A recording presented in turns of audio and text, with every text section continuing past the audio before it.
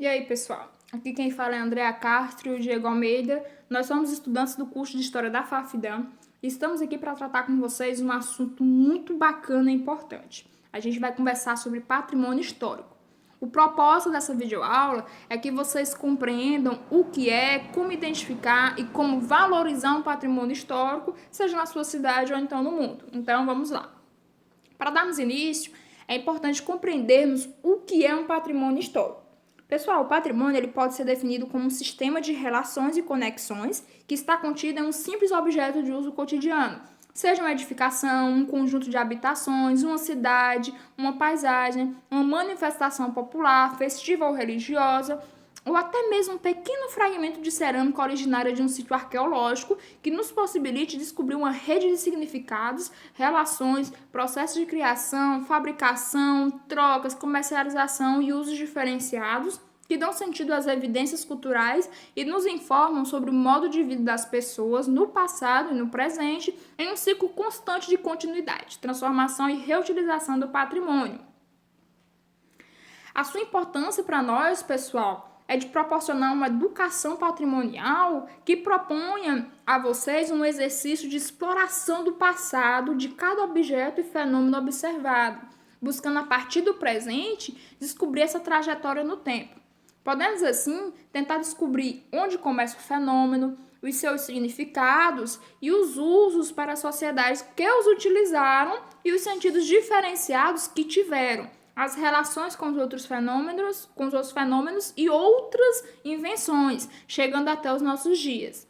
Essa refuncionalização ou ressignificação dos objetos de uso cotidiano oferece um excelente tema de exploração, discussão e pesquisa dentro e fora de sala de aula. A habilidade de interpretar os objetos e fenômenos culturais amplia nossa capacidade de compreender o mundo. Cada produto da criação humana, utilitário, artístico ou simbólico, é portador de sentidos e significados, cuja forma, conteúdo e expressão devemos aprender a ler, ou seja, a decodificar. Cada época, circunstância ou contexto histórico são marcados por códigos de comportamento, de valores, de costumes, que regem a vida social e suas formas de expressão.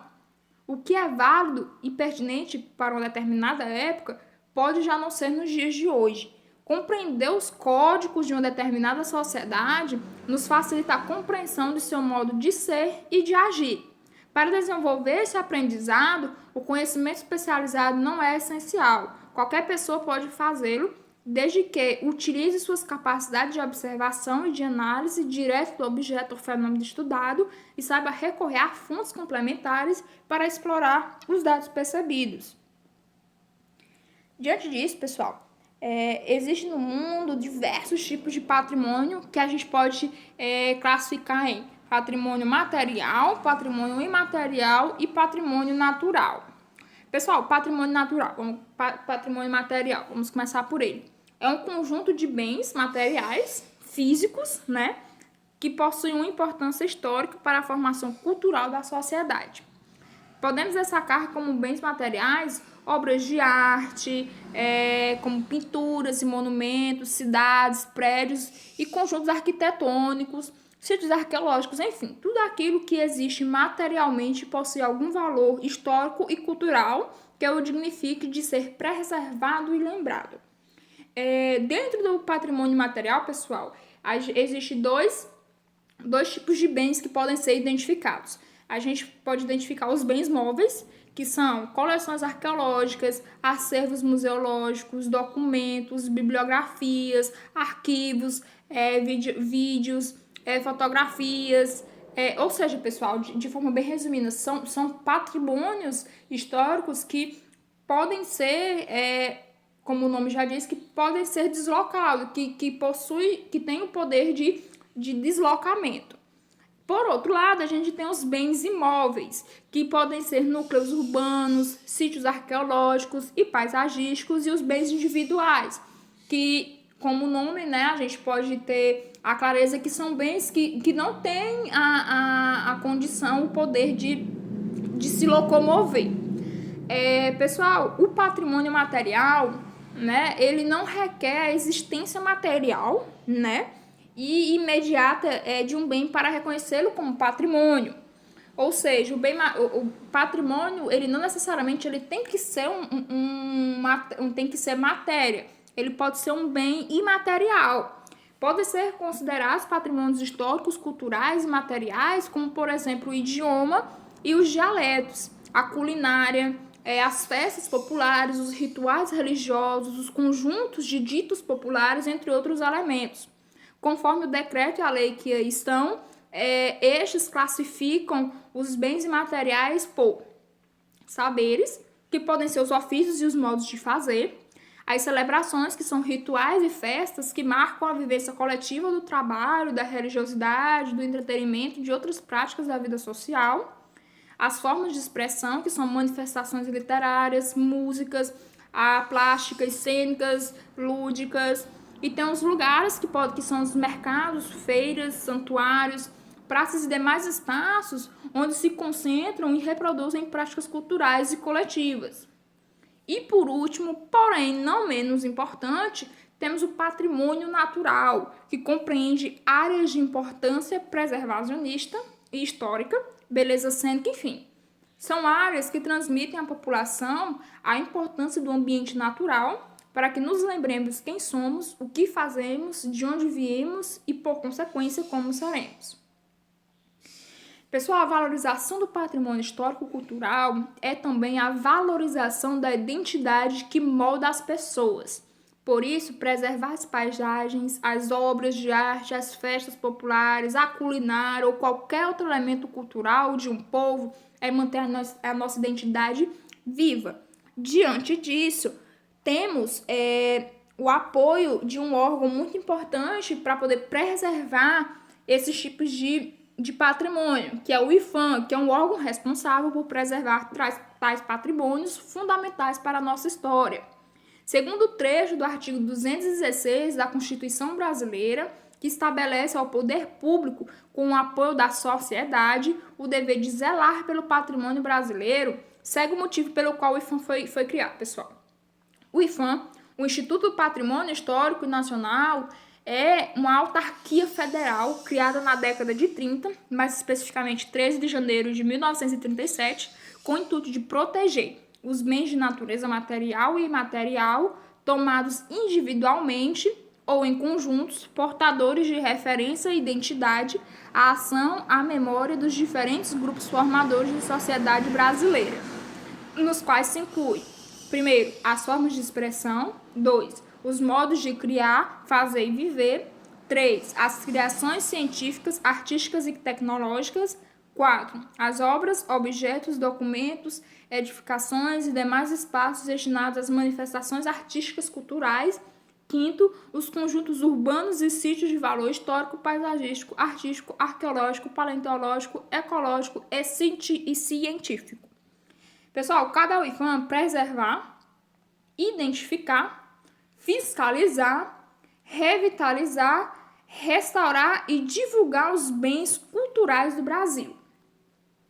Quando um elemento cultural é considerado patrimônio histórico-cultural por algum órgão ou entidade especializada no assunto, dizemos que esse patrimônio ele foi tombado.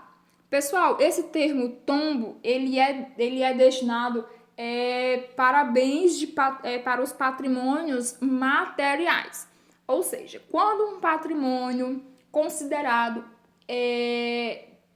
de importância para a sociedade a qual ele está inserido, como meio de preservação, como meio de preservar aquele objeto, seja ele um prédio, seja ele uma cidade, seja ele, como a gente listou aqui, né, diversos tipos de objetos que podem ser considerados patrimônios, ele é colocado no livro de tombo, ou seja, lá quando ele é registrado nesse livro, ele se torna um patrimônio histórico e diante disso ele é colocado como um objeto de total preservação para a história cultural, seja da cidade ou seja do país ao qual ele está inserido. Para a preservação do patrimônio imaterial, a gente já tem o livro de registro, que nesse livro de registro, que são para os bens imateriais, não é? Ele se divide dessa maneira.